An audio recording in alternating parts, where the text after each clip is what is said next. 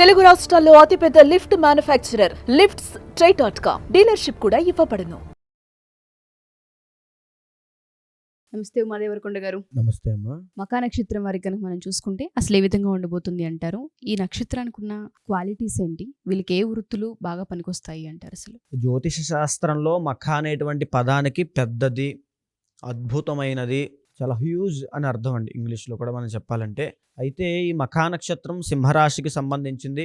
అయితే మనం ఆకాశంలో మఖా నక్షత్రాన్ని మఖాందోళిక పంచ అంటారు. అంటే 5 నక్షత్ర తారలు కలిసి పల్లకి ఆకారంలో ఒక స్క్వేర్ షేపులో మనకి మఖా నక్షత్రం అనేది కనబడుతుంది. సింహరాశి గుంపులో మనం ఆకాశంలో టెలిస్కోప్ ద్వారా దర్శనం చేసుకోవచ్చు.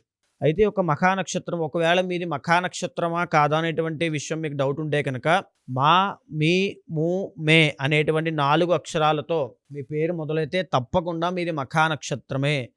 మఖా నక్షత్రం వాళ్ళు సింహరాశికి సంబంధించింది 0 దగ్గర నుంచి 13.20 డిగ్రీల్లో కనుక జన్మించినట్లయితే చంద్రుడు సంచరిస్తున్నప్పుడు మఖా నక్షత్రం కింద పరిగణించబడతారు. ఈ మఖా నక్షత్రంలో మొదటి 1-2 పాదాల వాళ్ళకి ఖచ్చితంగా నక్షత్ర దోషం అనేది ఉంటుంది. సో ఈ నక్షత్ర దోషానికి తగిన నవవిధ శాంతి అంటారు. ఆ నవవిధ శాంతి తప్పకుండా చేస్తే వీళ్ళకి జన్మతః వచ్చేటువంటి నక్షత్ర దోషం అనేది పోతుంది. లేకపోతే చిన్న వయసులోనే మఖా నక్షత్రంలో జన్మించిన పిల్లలు అవ్వచ్చు, మీరు పెద్దవాళ్ళు అయిన తర్వాత కూడా మీరు ఆలోచించుకుని ఒక్కసారి చూసుకుంటే 12 సంవత్సరాల లోపు మీకు ఎన్నో ఇబ్బందులు వచ్చి ఉంటాయి. 1-2 పాదాల్లో జన్మించి నవవిధ శాంతి జరిపించకపోతే మీకు ఆ యొక్క ఇబ్బందులు, ఆరోగ్య ఇబ్బందులు అవ్వచ్చు. మీరు పుట్టిన తర్వాత ఫ్యామిలీలో చాలా స్ట్రగుల్స్ పడడము, ఆర్థిక ఇబ్బందులు పడడము, లేకపోతే ఇల్లు షిఫ్ట్ అయిపోవడము, ఏదో సంథింగ్ ఒక ఇబ్బంది అనేది మీకు కనబడుతుంటుంది. ఆ క్రైటీరియా మీకు తెలుస్తుంటుంది. అయితే ఇంకా మఖా నక్షత్రం వాళ్ళు మనం చూస్తే ఒక పెద్ద అడ్మినిస్ట్రేటర్స్ కింద, లేకపోతే ఒక జడ్జెస్ కింద, ఒక ఏదైనా సరే పెద్ద స్థాయిలో ఉంటారండి. మనం ఇందాక నేను చెప్పాను కదా మఖా అంటే పెద్దది అని అర్థం అని. ఈ మఖా నక్షత్రానికి గ్రహాల్లో ఆధిపత్యం వహించేది కేతు అండి, రాశిరీత్యా రవి, అదేవిధంగా అధిదైవము పితృదేవతలు. అంటే వీళ్ళు స్వతహాగా పుట్టినప్పటి నుంచే పూర్వపుణ్యాన్ని తెచ్చుకుని ఉంటారు. అంటే జన్మతః వీరు అదృష్టవంతులు, భాగ్యవంతులు అని చెప్పచ్చు. వీళ్ళకు ఉండేటువంటి స్కిల్ అవ్వచ్చు, పూర్వజన్మ వాసనలు. మనం గమనిస్తే అండి మనం పుట్టిన ప్రతి ఒక్కరూ కూడా పూర్వజన్మలో మన యొక్క స్థితి, మన యొక్క జన్మ ఆధారంగా వాటికి సంబంధించిన ఏదో ఒక వాసన మనలో ఉంటుంది. మన ఇష్టాలు, మన కోరికలు, మన శరీరము, మన వాక్చాతుర్యము, మన చూపు, మన దృష్టి, ప్రతిదీ కూడా దానికి సంబంధించింది కూడా ఆ ఛాయలు కనబడుతూ ఉంటాయి. ఎంత మనం ఏ జన్మించినప్పటికీ కూడా. అలాగే ఒక మఖా నక్షత్రం వాళ్ళు పుట్టుకతోనే భాగ్యవంతులు. భాగ్యము అనగా డబ్బు మాత్రమే కాదు, వీళ్ళకు ఉండేటువంటి స్కిల్ అవ్వచ్చు, క్యాపబిలిటీ అవ్వచ్చు, మాట్లాడే విధానం అవ్వచ్చు. వీళ్ళు ఫ్యాషన్ షోస్లు, అంటే మఖా నక్షత్రం వాళ్ళు కనుక మీ జాతకంలో శుక్రుడు బాగుంటే మగవాళ్ళైనా ఆడవాళ్ళైనా ఒక డైరెక్టర్స్ కింద, ఒక సినీ యాక్టర్స్ కింద, లేకపోతే అడ్మినిస్ట్రేటర్స్ కింద, లా చదువుతున్న వాళ్ళైతే జడ్జెస్ కింద, సాఫ్ట్వేర్ ఫీల్డ్లో అయితే సీఈఓస్ అవ్వచ్చు, మేనేజర్స్ అవ్వచ్చు, ఫౌండర్స్ అవ్వచ్చు. గొప్ప గొప్ప విషయాలు మీరు కనిపెడతారు. 10 మందికి సహాయం చేసి 10 మంది, ఒక లీడర్ కింద, ఒక పొలిటీషియన్స్ అవ్వచ్చు, లేకపోతే ఇంకా ఏదైనా సరే పెద్ద స్థాయి వ్యక్తుల కింద, ఒక వైట్ కాలర్ జాబ్స్ అవ్వచ్చు, ఐఏఎస్ ఐపీఎస్ అవ్వచ్చు. లేకపోతే ఏం చేసినా మఖా నక్షత్రం వాళ్ళు ఒక రాయల్గా బ్రతుకుతుంది. ఒక గ్రాండ్యూర్ అనేటువంటి లుక్ వీళ్ళలో కనబడుతుంది. వాళ్ళ యొక్క స్థాయి జీవితంలో 40 సంవత్సరాల తరువాత చుట్టూ ఉండేటువంటి నక్షత్రాలు కనుక చూస్తే మఖా నక్షత్రం వాళ్ళు చాలా టాప్ పొజిషన్లో ఉంటారు. ఓకే. సో మఖా నక్షత్రం అలాంటి స్థాయి ఉంటుంది.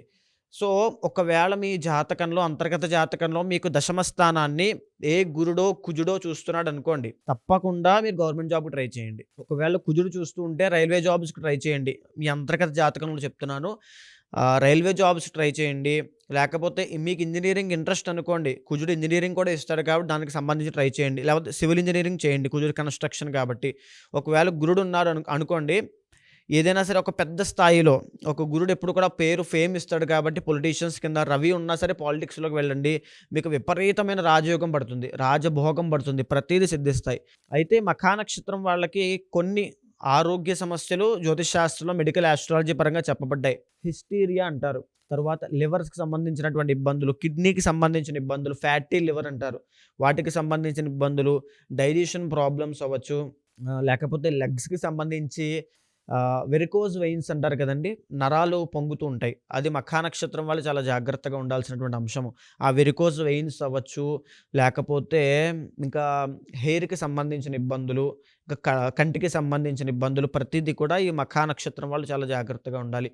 ఈ మఖా నక్షత్రానికి అధిదైవం పితృదేవతలు కాబట్టి మీ జాతకంలో కనుక పితృశాపం ఉంటే పితృశాపాన్ని క్రాస్ చెక్ చేసుకోవాలి. జాతకంలో ఎప్పుడు అంతర్గత జాతకంలో పితృశాపం ఉంది అంటే మీరు ఇప్పుడు నేను చెప్పినటువంటి స్థాయి మీకు అందకపోవచ్చు. దానికి కారణం పితృశాపము.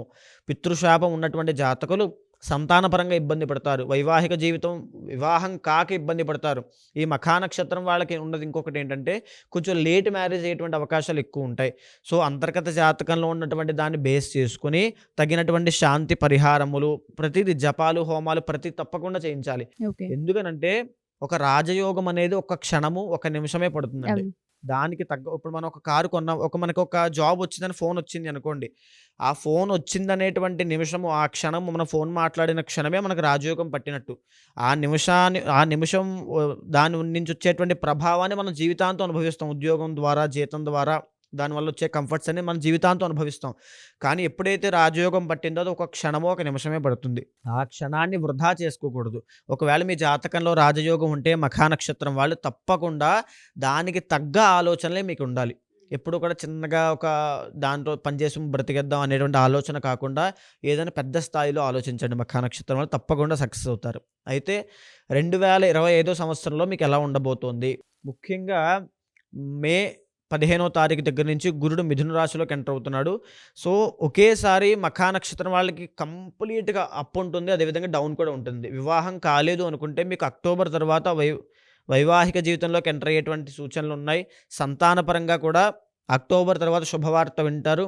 అండ్ ఆర్థికంగా విపరీతమైన ఖర్చులు పెడతారు. ఇప్పుడు ఏప్రిల్ మే దాటిన తరువాత నుంచి ఖర్చులు విపరీతంగా, గృహయోగం సిద్ధించేటువంటి యోగం ఉంది. గృహయోగం సిద్ధించడము అంటే ఖర్చు పెట్టడము దాని అర్థం. అట్ ద సేమ్ టైం రావడము పోవడం కూడా సిమిలర్గా జరుగుతుంది. సో ఆ డబ్బులు ఖర్చు పెట్టేటువంటి విషయంలో కొంచెం జాగ్రత్త వహించండి. ఆరోగ్యపరంగా నేను చెప్పినటువంటి విషయాల్లో మీకు ఏదైనా ఉన్నప్పటికీ కూడా జాగ్రత్త చూసుకోండి. మిగతాదంతా చాలా బాగుంది. అప్ అండ్ డౌన్ అంటే ఒకేసారి 2025 సంవత్సరంలో 2 ఫేస్ చేస్తారు సింహరాశి వాళ్ళు, ఈ మఖా నక్షత్రం వాళ్ళు. సో ఇంకా చూసుకోవాలి అనుకుంటే డిసెంబర్ నెలకు వచ్చేసరికి 2025 డిసెంబర్కి వచ్చేసరికి విశ్వావసునామ సంవత్సరంలో ఖచ్చితంగా గొప్ప శుభకార్యాలు ఇంట్లో జరగడము, శుభవార్తలు వినడము అన్నీ జరుగుతాయి. సో ఒక మిశ్రమ ఫలితం అనేది మఖా నక్షత్రం వాళ్ళకి కనబడుతుంది. చాలా మంది రాసులు వాళ్ళకి చూసుకున్నా, నక్షత్ర వాళ్ళకి చూసుకున్నా, చాలా మంది ఆరోగ్య సమస్యలతో, వ్యాపార సమస్యలతో, ఆర్థికంగా చాలా మంది ఇబ్బందులు పడుతూ ఉంటుంటారు. వాళ్ళకంటూ కొన్ని పూజలు ఉంటూ ఉంటాయా? అవి చేయడం వల్ల మనకి ఏమైనా ఫలితం ఉండే అవకాశం ఉంటుంది అంటారా? జాతకరీత్యా ఒకసారి మిమ్మల్ని కలిసి మా రాశి వారికి ఈ విధంగా ఉంది, మా నక్షత్రం వారికి ఈ విధంగా ఉంది, మేము అంతర్గత జాతకం చూపించుకొని పూజలు చేయించుకోవాలనుకుంటున్నాం, లేదా ఒకసారి మా రాశి వారికి ఏ విధంగా ఉందో కలవాలనుకుంటున్నాము అని అడిగే వాళ్ళు ఉంటుంటారు.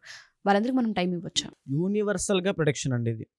అంతర్గత జాతకంలో మిగిలిన 50% అనేది నిర్ణయించబడుతుంది. వాళ్ళ జాతకంలో గజకేసర యోగము, లక్ష్మీ యోగము, చంద్రమంగళ యోగము, లేకపోతే కాలసర్ప దోషము, కుజదోషము, ఇలాంటివి ఏవైనా దోషాలు, యోగాలు రెండింటిని గమనించిన తర్వాత వాళ్ళు ఏ ఫీల్డ్లోకి వెళ్తే బాగుంటారు, ఆ మనిషి సక్సెస్ అవ్వాలంటే ఏం చెయ్యాలి, ఏ పూజ చెయ్యాలి.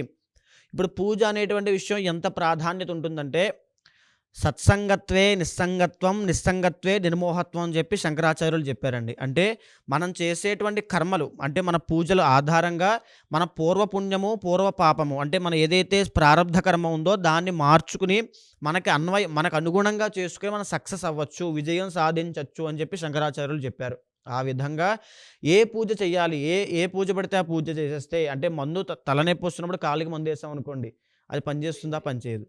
ఏ పూజ చెయ్యాలనేటువంటిది జాత చక్రంలో నిర్ణయించబడి ఉంటుంది. ఏ అంతర్దశ నడుస్తుంది, ఎవరు కారణమయ్యారు, ఏ కర్మ వల్ల వీళ్ళు ఇబ్బంది పడుతున్నారు, పితృశాపం ఉందా, కాలసర్పదోషం ఉందా, లేకపోతే ఏ దోషం ఉంది, సర్పశాపం ఉందా, ఎలాంటి దోషం ఉంది, బ్రాహ్మణ శాపాలు ఉన్నాయా అనేది ప్రతిదీ గమనించిన తర్వాత ఆ పూజ చేసినట్లయితే, ఆ మంత్రం జపం చేసినట్లయితే తప్పకుండా ఆ వ్యక్తికి విజయం అనేది వస్తుంది. సో ఎవరైనా సరే అప్రోచ్ అవ్వచ్చు మనల్ని. తప్పకుండా అప్రోచ్ అవ్వచ్చు. మీరు ఎవరైనా సరే మా ఈ ఎపిసోడ్స్ కనుక చూస్తూ ఉంటే, ఒకవేళ మీరు రాసులు కనుక పూర్తిగా చూసినా, నక్షత్రాలు మీరు చూస్తూ ఉన్నా, మాకు జాతకంలో ఈ విధంగా ఉంది, మేము ఒకసారి కలవాలి అనుకుంటున్నాం, అంతర్గత జాతకం చూయించుకోవాలనుకుంటున్నాం, లేదా పూజలు చేయించుకోవాలనుకుంటున్నాం. చాలామందికి కాలసర్ప దోషాలు అని చెప్పి, అర్ధాష్టమ శని అని చెప్పి, అష్టమ శని అని చెప్పి అంటూ ఉంటారు. కొంతమందికి వ్యాపారంలో కలిసి రాకపోవచ్చు, కొంతమంది ఆర్థికంగా నష్టపోవచ్చు, కొంతమందికి ఆరోగ్య సమస్యలు తలెత్తుతూ ఉండొచ్చు. ఇవి కంటిన్యూస్గా మేము ఫేస్ చేస్తూ ఉన్నాము. వీటిని అరికట్టాలి అంటే పూజా బలం అనేది ఒకటి ఉంటూ ఉంటుంది, దాన్ని మేము పట్టుకోవాలనుకుంటున్నాము, ఆధ్యాత్మికంగా ఒక పవర్ ఉంటూ ఉంటుంది అని మాట్లాడుతూ ఉంటుంటారు. అందులో కనుక మీరు ఒకవేళ తెలుసుకొని మీరు పూజలు చేయించుకోవాలనుకున్నా, జాతకం చూపించుకోవాలి అనుకున్నా, కింద స్క్రోల్ అవుతున్న కాంటాక్ట్ నెంబర్ని కాంటాక్ట్ చేయొచ్చు. థ్యాంక్ యూ అండి. Thank you so much. నమస్తే.